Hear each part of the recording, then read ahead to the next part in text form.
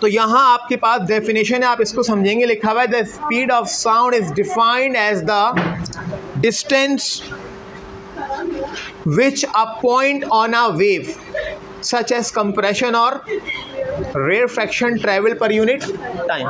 देखो, अगर हवा के बहुत सारे मॉलिक्यूल में मिसाल के तौर पे कुछ मॉलिक्यूल करीब करीब बने हुए हैं और कुछ मॉलिक्यूल में फासला है, जो करीब करीब है वो कौन सा रीजन है, जो दूर दूर है वो कौन सा रीजन है? जो करीब करीब है और जो दूर दूर है। बेटा जो करीब करीब है वो है आपका कंप्रेशन, जो दूर दूर है वो है क्या? रेयरफैक्शन। अब क्या होता है, यहाँ ध्यान दो, यहाँ सीरीज बनती है, पहले कंप्रेशन है फिर रेयरफैक्शन है, कंप्रेशन और रेयरफैक्शन को मिला के एक वेव बनती है, फिर अगले कंप्रेशन रेयरफैक्शन से दूसरी वेव बनती है। कंप्रेशन आगे बढ़ता है और रेयरफैक्शन पीछे आता है, यूँ समझ लो उसको। यानी कंप्रेशन आगे बढ़ेगा और रेयरफैक्शन, जैसे इसकी मिसाल ये होती है कि अगर आगे एक जगह की वैकेंसी खाली है, क्लासों में चेयर लगी हुई हैं, आगे कुछ चेयरें खाली हैं, तो बच्चे पीछे से आगे चले गए, जो आगे वाली जगह को तो भर दिया लेकिन पीछे वाली जगह खाली हो गई, तो उससे कंप्रेशन आगे बढ़ रहा है तो रेयरफैक्शन पीछे रह रहा है। तो इस तरह से ये सीरीज चलती है। अब ये कंप्रेशन और रेयरफैक्शन कितने वक्त में आगे बढ़ रहा है, कितने वक्त में ट्रैवल कर रहा है, उस रफ्तार को क्या बोलेंगे? स्पीड ऑफ साउंड बोलेंगे। ठीक है, तो ये आपकी डेफिनेशन आ जाएगी कि रेयरफैक्शन या कंप्रेशन कितने, या लिखा हुआ है कि it is defined as the distance which a point on wave such as compression और rarefaction travel per unit time. Compression या रेयरफैक्शन कितने वक्त में कितना ट्रैवल कर रहा है, तो कितने वक्त में कितना ट्रैवल करोगे, इसी को बोलते हैं क्या? स्पीड बोलते हैं। तो मैं बोलूँ कि एक कंप्रेशन या एक रेयरफैक्शन कितने वक्त में ट्रैवल कर रहा है, तो उसको बोलूँगा स्पीड ऑफ साउंड बोलूँगा। ठीक है, साउंड वेव का जिक्र करना वहाँ बहरहाल ज़रूरी है। अब नॉर्मली आपको पता है बेटा, स्पीड का फॉर्मूला होता है वेलोसिटी अपॉन डिस्टेंस। स्पीड का फॉर्मूला होता है distance upon time, distance upon time. When we talk about wave,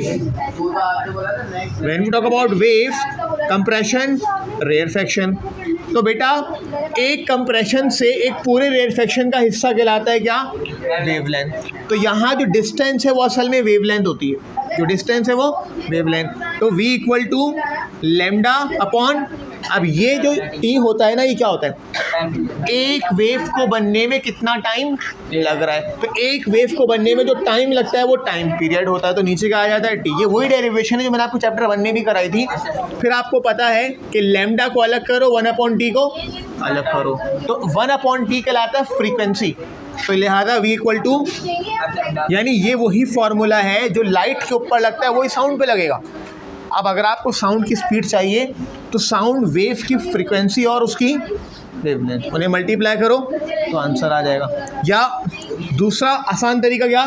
sound wave कितने वक्त में कितना फासला तय कर रही हैं, फासले को टाइम से डिवाइड करो।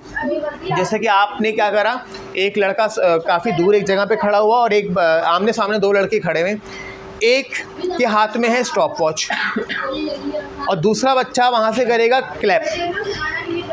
अब जैसे उसने क्लैप किया, उसके क्लैप करते ही जैसे आपको साउंड सुनाई दिया ना, मतलब देखो उसके क्लैप होते ही जैसे क्लैप करेगा फ़ौरन से आपने स्टॉप वॉच को ऑन किया और यूँ समझ लो क्लैप सुनने तक, जब आपको क्लैप की आवाज़ आ जाए आपने उसको बंद कर दिया। लेकिन याद रखो ये बहुत क्विक रिस्पॉन्स है। जैसे मिसाल एक बच्चा दूर खड़ा हो ताली बजाएगा तो आपको तो फ़ौरन आवाज़ आ जाएगी, यही तो आपको साउंड की तेज़ी बता रही है। तो यानी आपको एक ऐसी डिजिटल स्टॉप वॉच लेनी पड़ेगी जो बिल्कुल सेकंड से छोटा टाइम भी नोट कर लेती है, जिसको कहते हैं मिली सेकेंड या माइक्रो सेकेंड। तो आपने ऑन किया और ऑफ कब किया? जैसे क्लैप की आवाज़ आ गई। तो मेरा ख्याल है बहुत मुश्किल से चंद मिली सेकेंड से गुजरेंगे।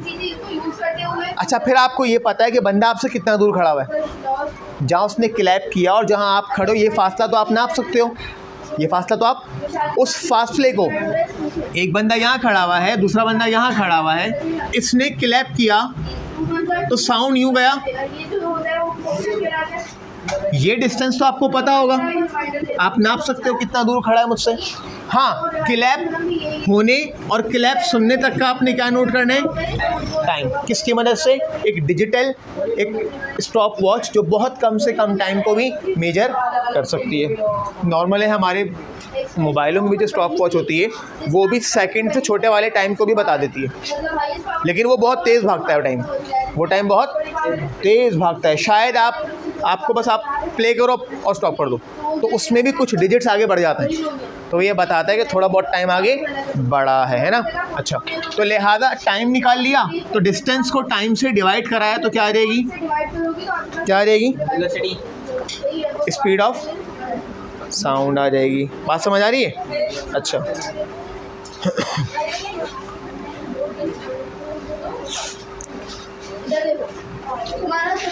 अब देखो मिसाल के तौर पे ये स्टॉप वॉच में मैं प्ले करते पॉज कर दूं, देखो अभी मिसाल यहाँ 0-0 दिख रहा है आपको, है ना। मैंने अब मिसाल है तुम क्लैप करो वहाँ से ऐसी, 1 मिनट, जब तुम क्लैप, मैं तुम्हें क्लैप कर देखो तो तुम्हारे हाथ टकराएंगे, मैं ऑन कर दूंगा उसको। कितना आ रहा है, 12। ये 12 मिनट या सेकंड नहीं है, ये सेकंड से भी छोटे में आ रहा है ना। अच्छा अभी इसको जरा, ये बहुत तेज़ भागता है। अब ये जो एक आया है ना, ये 1 सेकंड है। देखो ये जो बड़ा वाला दिख रहा है ना, 1 2 दिख रहा है बड़ा नंबर, ये असल में सेकंड है, और जो छोटा वाला है ना वो मिली सेकंड में चल रहा है। तो ये 10 से 11 हो रहा है, 11 से 12 हो रहा है, ये क्या है, उससे छोटा नंबर जो चल रहा है ना वो उससे भी छोटा वाला है। तो इसलिए मैंने बोला तुमने क्लैप किया, मैंने ऑन किया, फ़ौरन बंद भी कर दिया, फिर भी कम से कम 12 लिखा हुआ आ रहा है। इट मीन्स कुछ ना कुछ टाइम गुजरा। वो कुछ ना कुछ टाइम हम किससे डिवाइड करेंगे, डिस्टेंस से डिवाइड करेंगे, तो हमें क्या मिल जाएगी, स्पीड ऑफ साउंड मिल जाएगी, या velocity of speed of sound, velocity of sound हमें मिल जाएगा। ठीक है, तो ये तो एक तरीका हो गया इसको नापने का। या अगर आपको बता दी जाए फ्रीक्वेंसी और वेवलेंथ, फ्रीक्वेंसी और दोनों को मल्टीप्लाई करेंगे तो साउंड की स्पीड आ जाएगी। ठीक है, चलो अच्छा अब क्या करना है, अब हमने ये देखना है कि साउंड की रफ्तार कितनी होती है या किस फैक्टर्स पे डिपेंड करती है कि कम या ज़्यादा भी हो सकती है। तो देखो नॉर्मल है कि जब हम बात करें, अगर कहीं आपको लिखा दिखे STP, जब हम एनवायरनमेंट की बात करते हैं ना, मौसम की बात करते हैं, उसमें कहते हैं STP। STP का मतलब होता है standard temperature pressure, standard temperature और प्रेशर, मतलब आम तौर पे हवा का एक स्टैंडर्ड टेम्परेचर और प्रेशर। अब हवा का स्टैंडर्ड टेम्परेचर हम कितना लेते हैं, हम बोलते हैं 0 डिग्री सेल्सियस, और हवा का स्टैंडर्ड प्रेशर हम बोलते हैं 1 ATM। ATM मतलब प्रेशर और डिग्री सेल्सियस मतलब टेम्परेचर।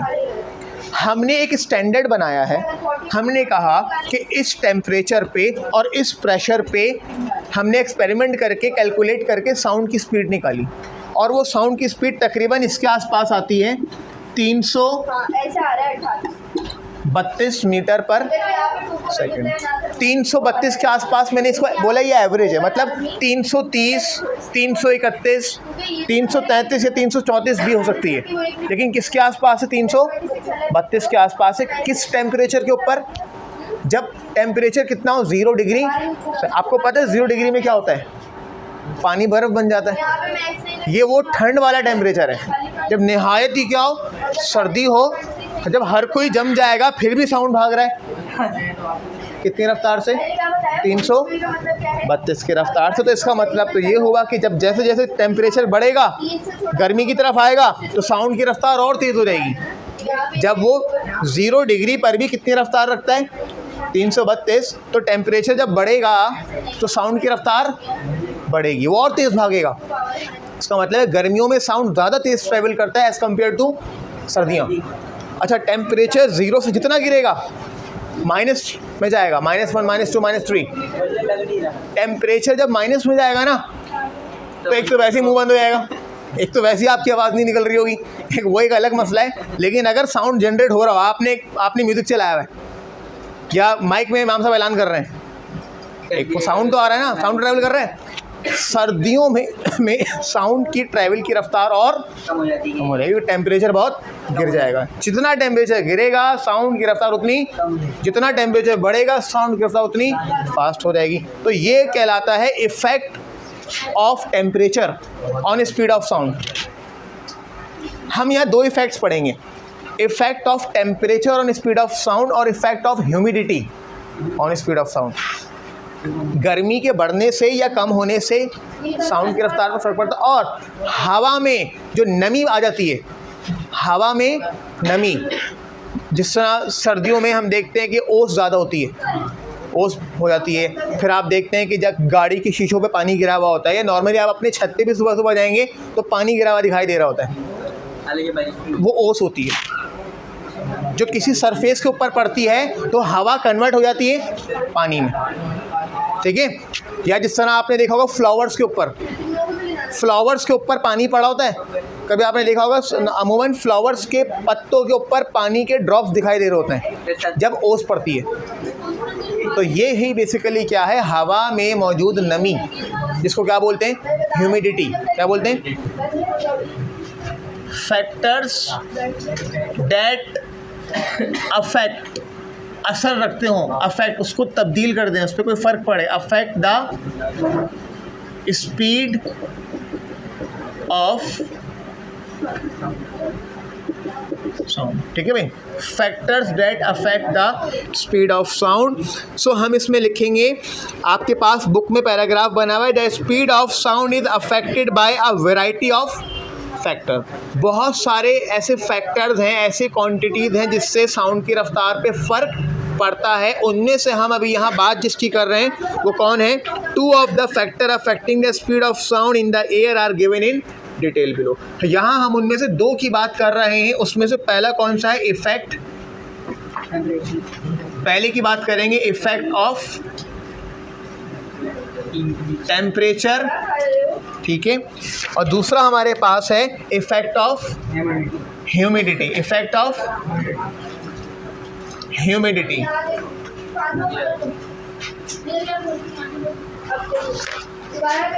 पहले बात करते हैं टेम्परेचर के इफेक्ट की। जो बातें आपने लिखनी है वो बुक में मार्क करते जाएंगे, मैं समझा रहा हूँ। देखो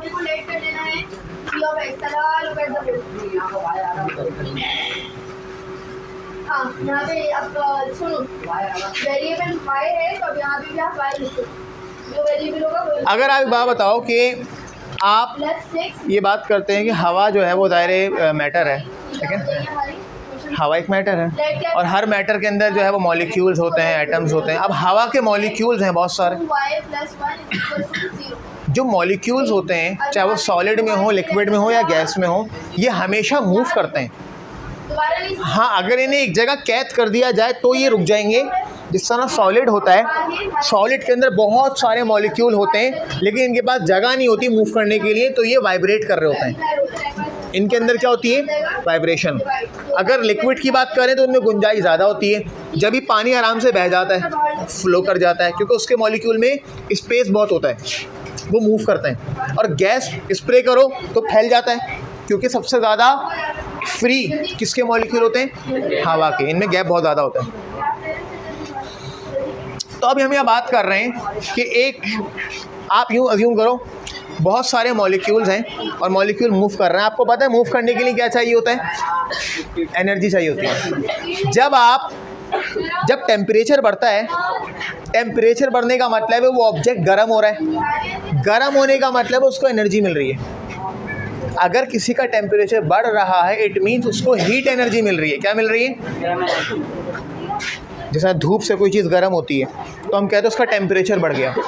टेम्परेचर जब बढ़ता है जब उसके अंदर मौजूदा एनर्जी बढ़ती है। जब हमारी बॉडी ज़्यादा गर्म हो जाएगी हमारा टेम्परेचर बढ़ जाएगा, लेकिन इसका मतलब हमारी बॉडी ने ज़्यादा एनर्जी गेन कर ली है। और अगर ठंडे पड़ जाएंगे तो हमारे जिस्म से एनर्जी चली गई। तो ठंडे ऑब्जेक्ट में एनर्जी नहीं होती, ये कम होती है, गर्म ऑब्जेक्ट में एनर्जी होती है या ज़्यादा। तो अगर आप हवा का टेम्परेचर बढ़ाओगे तो हवा के मॉलिक्यूल को मिलेगी ज़्यादा एनर्जी, और ज़्यादा एनर्जी मिलने से वो ज़्यादा हरकत करेंगे, ज़्यादा तेज़ी से वाइब्रेट करेंगे, ज़्यादा तेज़ी से। अब अगर ये मार्कर एक मॉलिक्यूल था, पहले ये स्लोली वाइब्रेट कर रहा था, फिर टेम्परेचर बढ़ा और इसकी वाइब्रेशन ज़्यादा हो गई क्योंकि इसको एनर्जी मिली, एनर्जी से ज़्यादा तेज़ी वाइब्रेट कर रहा है, ज़्यादा वाइब्रेट कर रहा है तो ज़्यादा तेज़ी से एनर्जी को ट्रांसफ़र कर रहा है। तो टेम्परेचर बढ़ेगा, मॉलिक्यूल तेज़ी से वाइब्रेट करेगा और जल्दी जल्दी एनर्जी को आगे फेंकेगा। तो टेम्परेचर बढ़ेगा तो साउंड की स्पीड भी बढ़ेगी। सही है, ठीक है।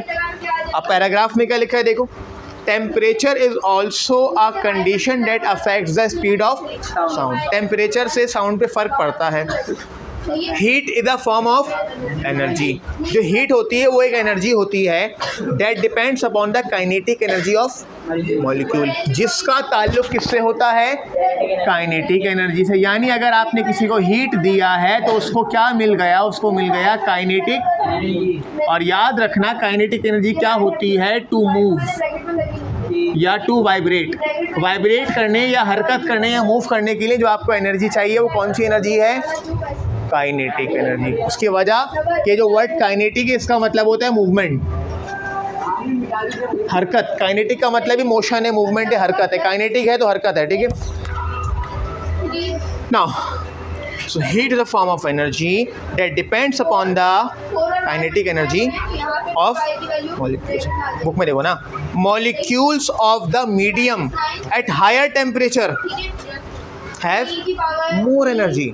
मॉलिक्यूल का टेम्परेचर ज़्यादा, उसके अंदर एनर्जी भी ज़्यादा। Thus they can vibrate at a higher rate, तो वो ज़्यादा तेज़ी से वाइब्रेट करेंगे। As the molecule vibrate faster, molecule तेज़ वाइब्रेट करेंगे। Sound wave can travel more quickly, वो ज़्यादा तेज़ी से ट्रैवल कर सकती है। अच्छा, the speed of sound at room temperature. Room temperature कितना लिया गया है, मिसाल के तौर पे 25 डिग्री। देखो रूम टेम्परेचर वो होता है कि अभी मिसाल के तौर पे जो भी टेम्परेचर हो रहा होगा ना वो रूम टेम्परेचर कहलाता है। तो इन्होंने एक अजम्पशन ली 25 डिग्री सेल्सियस। उस वक्त जब मेजर किया तो टेम्परेचर कितना आया, 346 मीटर पर सेकेंड, 346। ये कितने टेम्परेचर है, तो सॉरी कितने टेम्परेचर पे है, 25 डिग्री सेल्सियस पे 346 मीटर पर सेकेंड। मैंने भी आपको STP पे क्या बताया था, 0 डिग्री सेल्सियस पे 332 मीटर पर सेकेंड। तो ये ज़्यादा है ना, टेम्परेचर 25 से ज़्यादा है तो स्पीड भी ज़्यादा है, साउंड फास्ट ट्रैवल कर रहा है। अच्छा आगे देखते हैं, it is faster than 331 metre per second which is the speed of sound in air at 0 degree Celsius. तो उन्होंने कहा कि 0 डिग्री पर 331 बुक में लिखा हुआ है, लेकिन वो 330 से 334 की रेंज में होती है। 332 भी आए, 31 भी आए, वो 0 डिग्री पर ही काउंट होती है। तो यकीनन ये इससे ज़्यादा है। तो टेम्परेचर ज़्यादा है, मॉलिक्यूल में एनर्जी ज़्यादा है, मॉलिक्यूल में एनर्जी ज़्यादा है, वो तेज़ी से वाइब्रेट करेंगे, वो तेज़ी से वाइब्रेट करेंगे तो एनर्जी को, साउंड को जल्दी जल्दी आगे ट्रांसफ़र करते जाएंगे, है ना, ठीक है। अब बात कर रहे हैं formula, the formula to find the speed of sound at temperature T।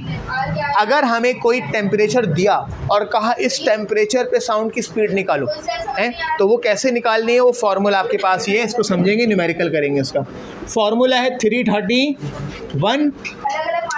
Multiply by under root T upon 273 kelvin.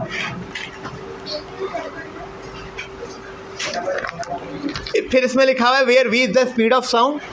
V क्या है, मैंने सॉरी यहीं गलत दी, T नहीं है, क्या है, क्योंकि फॉर्मूला किसका लिख रहे हैं, स्पीड ऑफ साउंड का। स्पीड या वेलोसिटी बात यहाँ हम तकरीबन एक ही कर रहे हैं, और आपको ये फ़र्क पता होना चाहिए कि जब बोल रहा हूँ स्पीड या वेलोसिटी तो तकरीबन बात एक ही होती है। फ़र्क सिर्फ ये होता है कि अगर कोई ऑब्जेक्ट स्ट्रेट लाइन में ट्रैवल कर रहा है तो हम कहते हैं वो वेलोसिटी है, और वो स्ट्रेट लाइन में ट्रैवल नहीं कर रहा है, वो अपनी डायरेक्शंस को बार बार चेंज कर रहा है, एक डायरेक्शन नहीं है, तो फिर उसको क्या बोलते हैं, स्पीड बोलते हैं। अदरवाइज आप जितने टाइम में जितना फासला तय करते हो वो आपकी स्पीड होती है।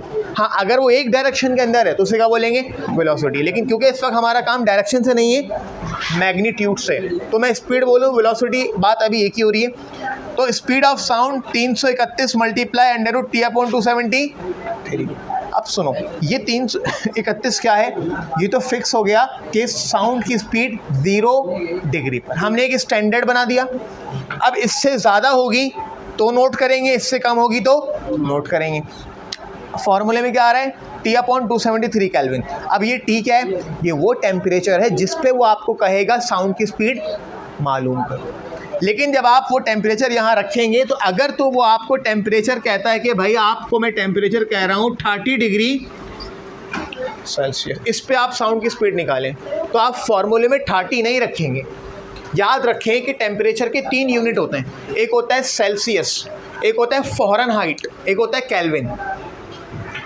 सेल्सियस, फ़ारेनहाइट और केल्विन। ये जो डॉक्टर और मेडिकल फील्ड में जो इस्तेमाल होता है टेम्परेचर, वो फ़ारेनहाइट होता है। कौन सा? और लेबॉर्ट्री वगैरह में boiling point, melting point, chemistry वगैरह के नॉर्मल प्रैक्टिकल में लेबॉर्ट्री में सेल्सियस इस्तेमाल होता है। लेकिन जब हम कैलकुलेशन करते हैं ना, न्यूमेरिकल कैलकुलेशन करते हैं, तो उस वक्त केल्विन इस्तेमाल होता है क्योंकि वो SI यूनिट है। तो आपने सेल्सियस को कन्वर्ट करना होगा केल्विन में, और उसका तरीका ये होता है कि उसमें जमा करना होता है 273। तो अगर आप सेल्सियस में 273 जमा करेंगे तो जो जवाब आएगा वो किस में कन्वर्ट होकर आएगा, केल्विन में कन्वर्ट होकर आएगा। वो फिर आप यहाँ रखेंगे, सही। तो उसको लिखा हुआ है 273 ना, फ़र्क है, रिलेशन है। सेल्सियस और केल्विन के दरमियान जो फ़र्क आता है वो 273 का फ़र्क आता है। यानी अगर आप कहें कि टेम्परेचर है 0 डिग्री सेल्सियस, तो केल्विन में कितना होगा, 273 होगा।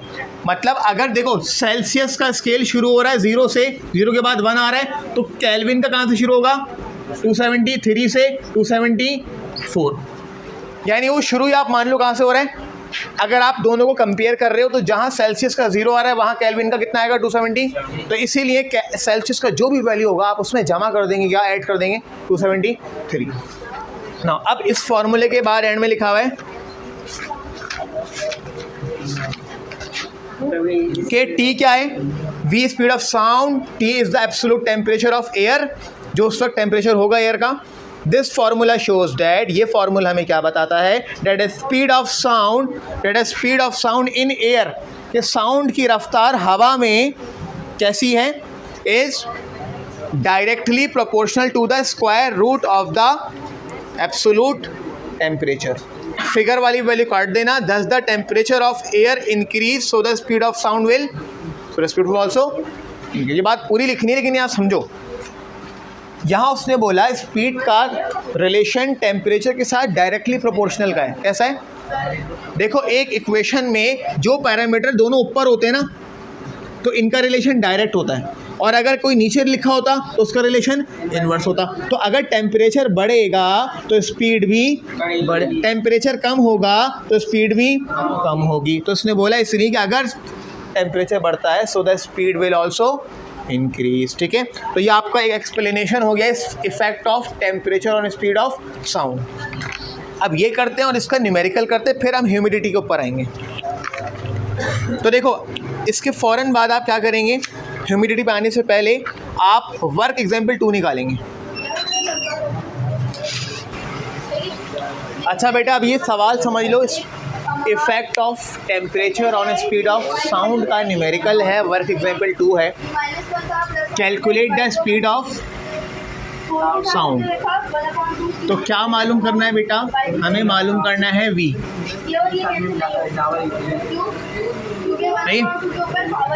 इन एयर एट 30 डिग्री सेल्सियस, कितने टेम्परेचर पे,